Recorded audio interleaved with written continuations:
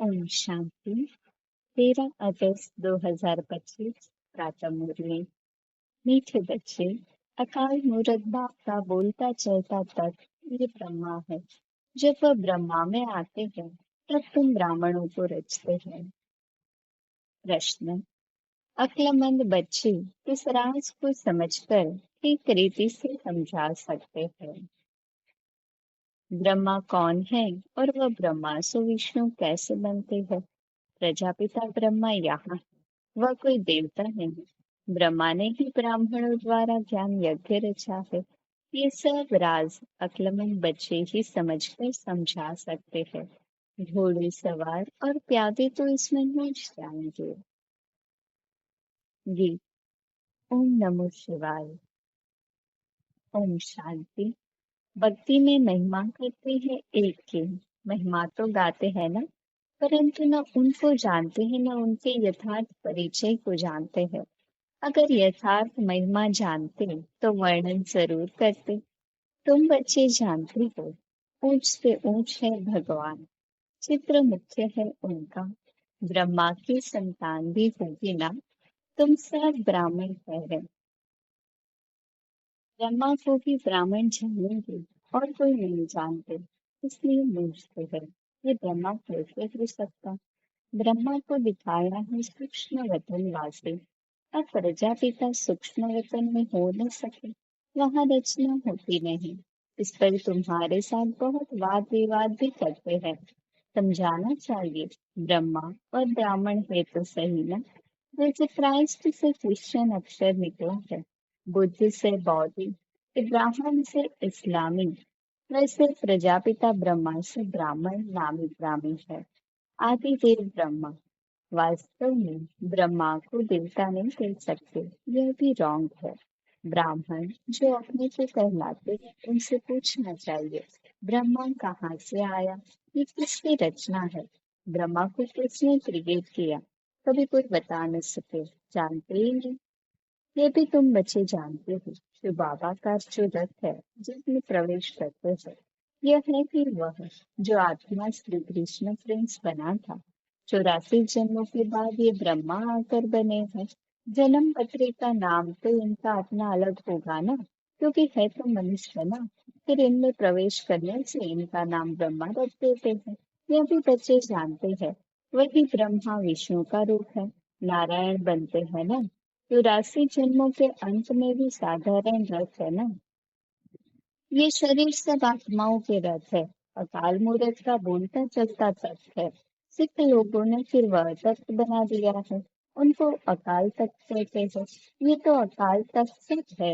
आत्माएं सब अकाल मूर्त है। ऊंच से ऊंच भगवान को ये रथ तो चाहिए ना। रथ में प्रवेश हो, बैठ नॉलेज देते हैं। उनको ही नॉलेजफुल कहा जाता है। रचता और रचना के आदि मध्य अंत की नॉलेज देते हैं। नॉलेजफुल का अर्थ कोई अंतर्यामी व जानी जाननहार नहीं है। सर्वव्यापी का अर्थ दूसरा है। जानी जाननहार का अर्थ दूसरा है। मनुष्य तो सबको मिलाकर जो आता है सो कहते जाते हैं। अभी तुम बच्चे जानते हो, हम सब ब्राह्मण ब्रह्मा की औलाद है। हमारा कुल सबसे ऊंच है। वो लोग देवताओं को ऊंच रखते हैं क्योंकि सतयुग आदि में देवता हुए हैं। प्रजापिता ब्रह्मा की औलाद ब्राह्मण होते हैं। यह कोई जानते नहीं सिवाय तुम बच्चों के।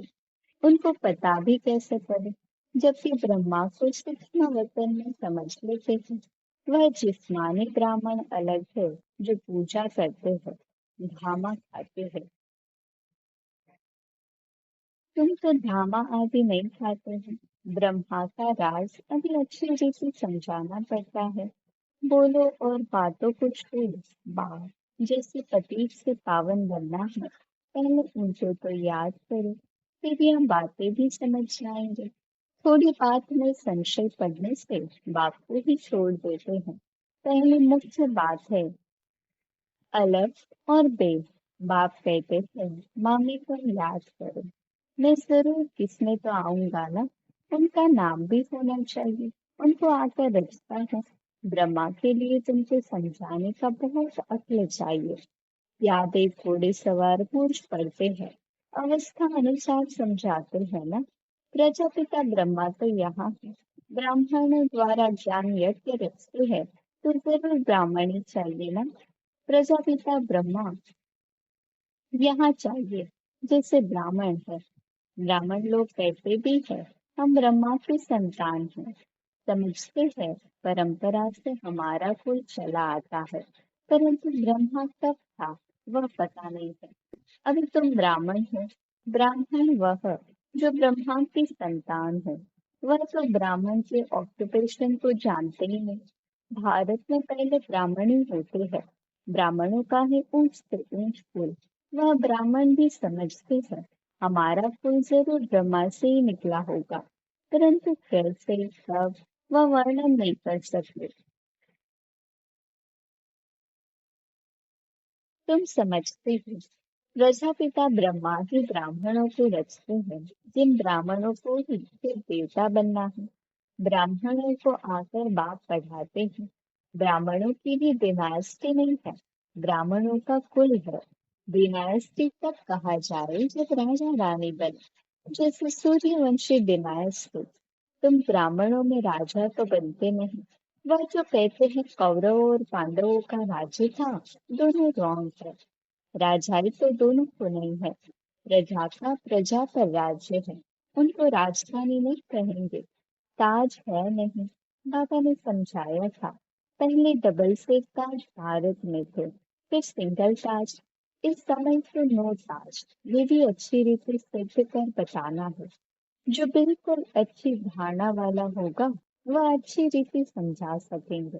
ब्रह्मा पर भी शास्त्रीय बात समझाने की होती है। विष्णु को भी नहीं जानते, ये भी समझाना होता है।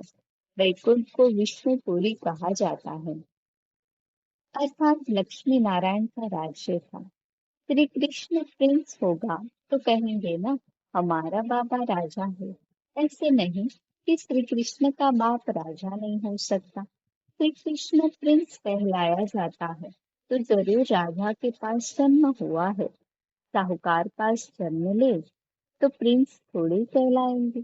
राजा के पद और साहूकार के पद में रात दिन का फर्क हो जाता है। श्री कृष्ण के बाप राजा का नाम ही नहीं है। श्री कृष्ण का कितना नाम बाला है, बाप का ऊंच पद नहीं कहेंगे। वह सेकंड क्लास का पद है, जो सिर्फ निमित्त बनते हैं श्री कृष्ण को जन्म दे दें। ऐसे नहीं कि श्री कृष्ण की आत्मा से वह ऊंच पड़ा हुआ है, नहीं। श्री कृष्ण ही तो फिर नारायण बनते हैं, बाकी बाप का नाम ही गुम हो जाता है जरूर ब्राह्मण, परंतु पढ़ाई में श्री कृष्ण से कम है। श्री कृष्ण की आत्मा की पढ़ाई अपने बाप से ऊंच थी, तब तो इतना नाम होता है। श्री कृष्ण का बाप कौन था, ये चीजें किसको पता नहीं। आगे चल मालूम पड़ेगा। बनना तो यहाँ से ही है। राधे के भी माँ बाप तो होंगे ना, परंतु उनसे राधे का नाम जास्ती है, क्योंकि माँ बाप कम पढ़े हुए हैं। राधे का नाम उनसे ऊंच हो जाता है। यह है डिटेल की बात है, बच्चों को समझाने के लिए। सारा मदार पढ़ाई पर है, ब्रह्मा पर भी समझाने का अक्ल चाहिए। वही श्री कृष्ण जो है, उनकी आत्मा ही 84 जन्म भोगती है। तुम भी 84 जन्म लेते हो, सब इकट्ठे तो नहीं आएंगे।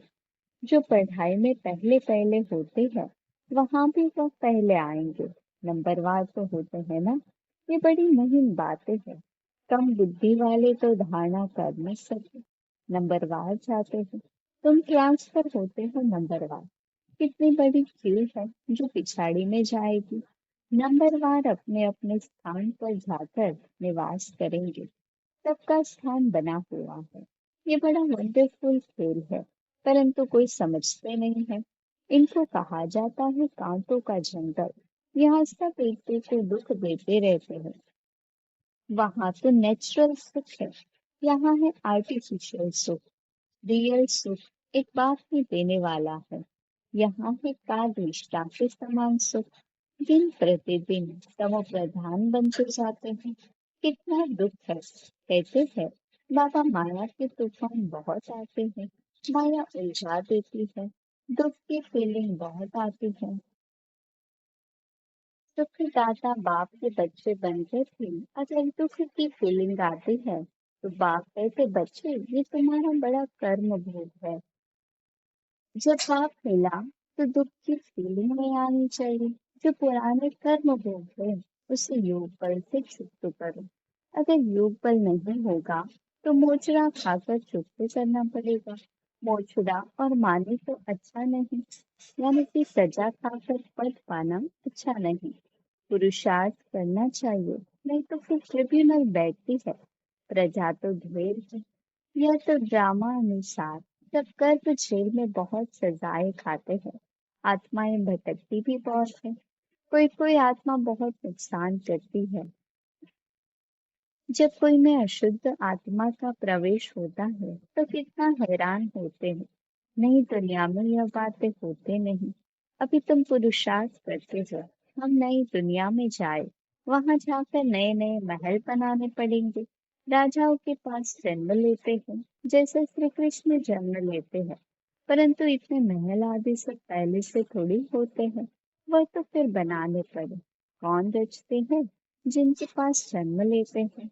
गाया हुआ भी है, राजाओं के पास जन्म होता है। क्या होता है तो आगे चल देखना है। अभी थोड़ी बाबा बताएंगे, वह फिर आर्टिफिशियल नाटक हो जाए। इसलिए बताते कुछ भी नहीं है। ड्रामा में बताने की नींद नहीं। बाप कहते हैं मैं भी पाठधारी हूँ। आगे की बातें पहले से ही जानता होता तो बहुत कुछ बतलाता।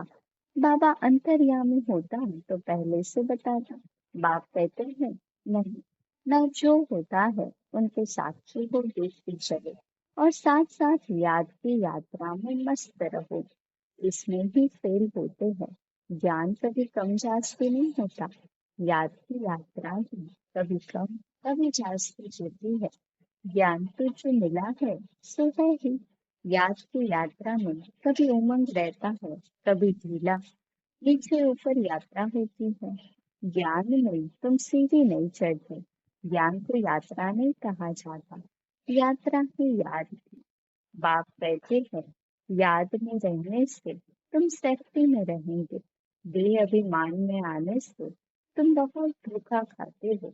विकर्म कर देते हो। काम महाशत्रु है, उनमें फेल हो पड़ते हैं। क्रोध आदि की बाबा इतनी बात नहीं करते। ज्ञान से या तो है सेकंड में जीवन मुक्ति, या तो फिर कहते सागर को स्याही बनाओ तो भी पूरा नहीं हो। या तो सिर्फ कहते हैं अलग को याद करो। याद करना किसको कहा जाता ये थोड़े ही जानते हैं। कहते हैं कलयुग से हमको सतयुग में ले चलो। पुरानी दुनिया में है दुख। देखते हो बरसात में कितने मकान गिरते रहते हैं, कितने डूब जाते हैं। बरसात आदि ये नेचुरल कैलेमिटीज भी होंगी। ये सब अचानक होता रहेगा। कुंभकर्ण की नींद में सोए हुए हैं। विनाश के समय जागेंगे फिर क्या कर सकेंगे? मर जाएंगे। धरती भी जोर से हिलती है। तूफान बरसात आदि सब होता है। बॉम्ब्स भी फेंकते हैं। परंतु यहाँ एडिशन है सिविल वॉर। रक्त की नदियां गाई हुई है। यहाँ मारा मारी होती है। एक दो पर केस करते रहते हैं। तो लड़ेंगे भी जरूर। सब है निधन के, तुम हो धनी के।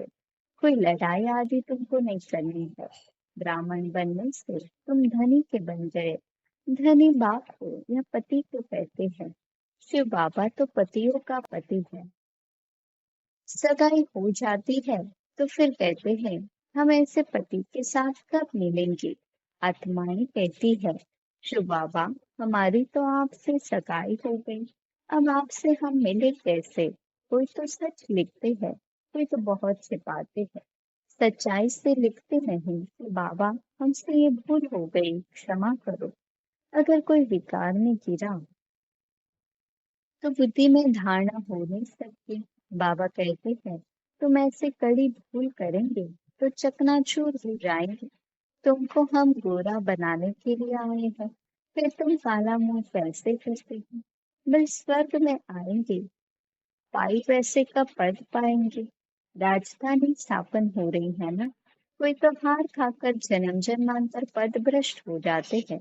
कहेंगे बाप से तुम ये पद पाने आए हो, बाप इतना ऊंच बने, हम बच्चे से प्रजा थोड़ी बनेंगे। बाप गद्दी पर हो और बच्चा दास दासी बने, कितनी लज्जा की बात है।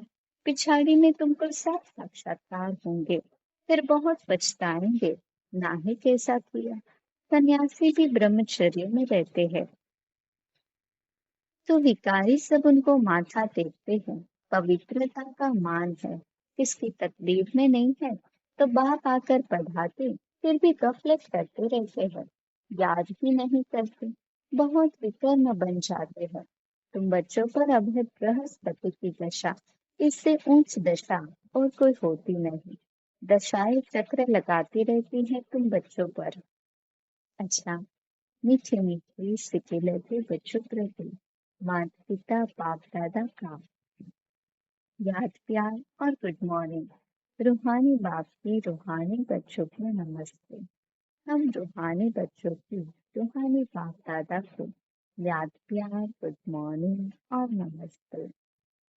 धारणा के लिए मुख्य सार, इस ड्रामा की हर सीन के साक्षी होकर देखना है, एक बाप की याद में मस्त रहना है, याद की यात्रा में कभी उमंग कम ना हो, पढ़ाई में कभी गफलत नहीं करना, अपनी ऊंच तकदीर बनाने के लिए पवित्र जरूर बनना है, हार खाकर जनन जन्मांतर के लिए पद भ्रष्ट नहीं करना है।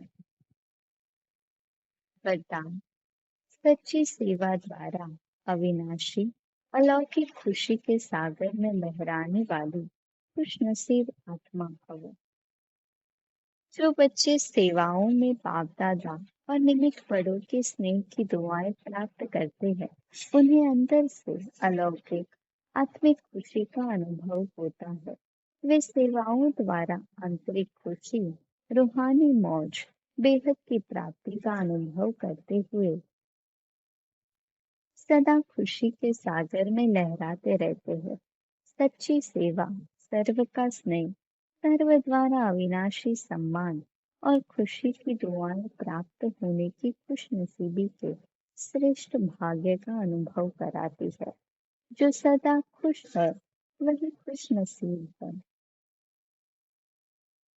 स्लोगन, सदा हर्षित व आकर्षण मूर्त बनने के लिए संतुष्ट मणि बनो।